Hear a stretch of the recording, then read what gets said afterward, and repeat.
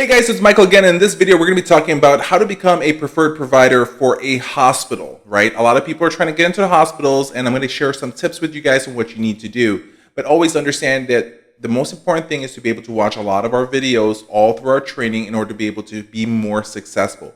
So please watch this quick video. Now let's go ahead and make sure we get started so we can help you kind of get into the hospitals that everybody wants to be in.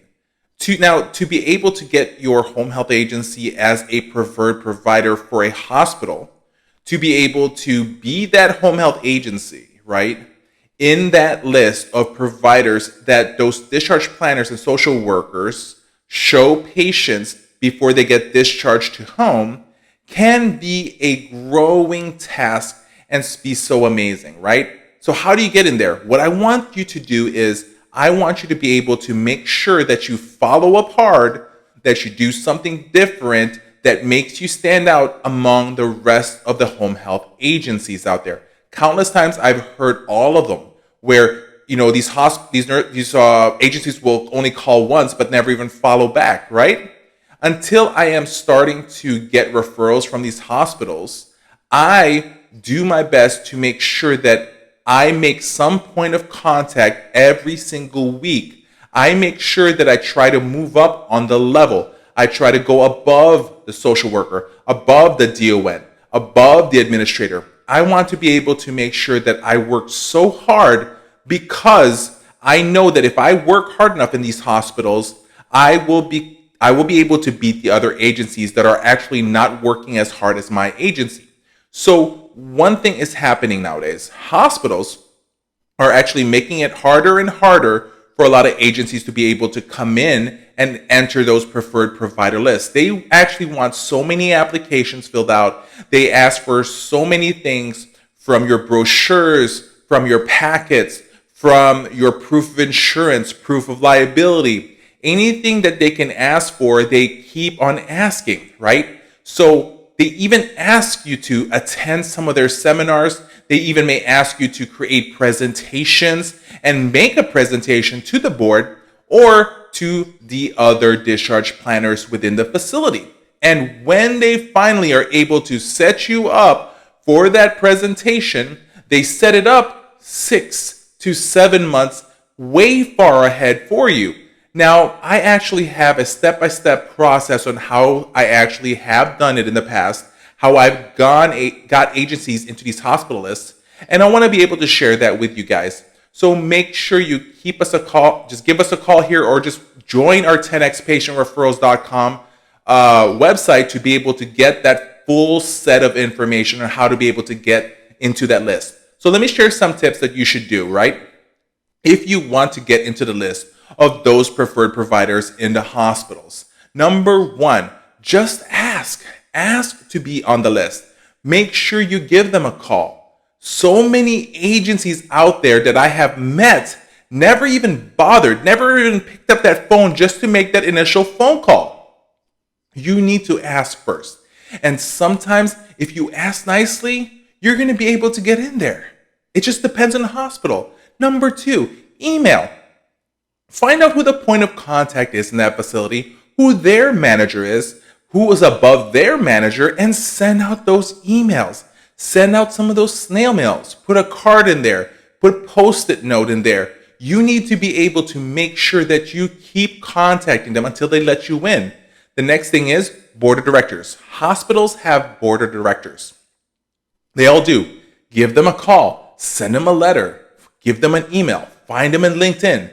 Send them an instant message. If you get their cell phone number, send them a text, send them a meme. You want to be able to become top of mind, and don't stop by just making that first phone call. Just because you got to know, that does not mean you stop. I have taught this so many times to people.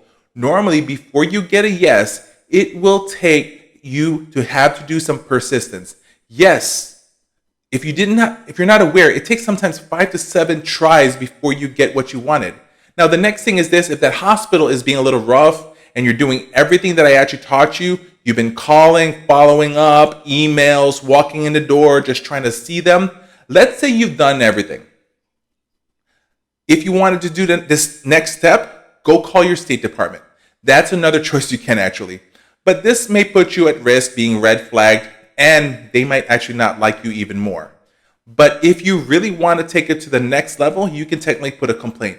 But honestly, if you show persistence, if you actually have a product and you actually believe in it and show these companies, these hospitals, these social workers and discharge planners that you have more services that can make you stand out and provide better care for the patient and to keep them away from the hospital after they've been discharged, you're going to be able to get referrals.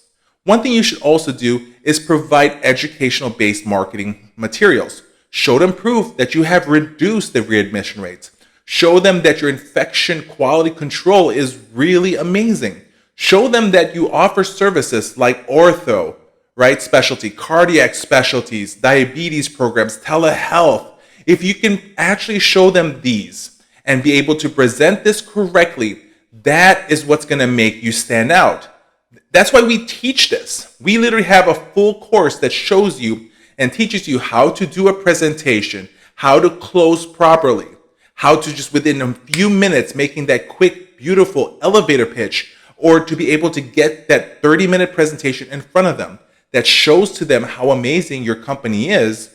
Our goal here in this company is to be able to get you guys more referrals, to give you guys more success. Let me ask this question.